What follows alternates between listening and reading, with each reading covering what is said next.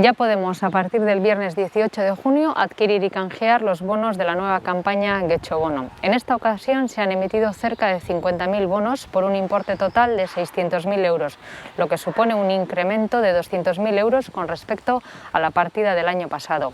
En total, esperamos poner en circulación aproximadamente 2 millones de euros con esta iniciativa. Durante la pandemia hemos descubierto negocios en los que hemos consumido y hemos comprado y queremos que esta tendencia siga o incluso logremos que vaya al alza. Vamos a reactivar entre todas y todas la actividad económica, comercial, hostelera, de ocio y servicios vinculados con la salud, el deporte y la cultura. Animo a la ciudadanía a comprar Getxobonos para consumir en los establecimientos del municipio de Getxo y contribuir así a construir nuestro municipio.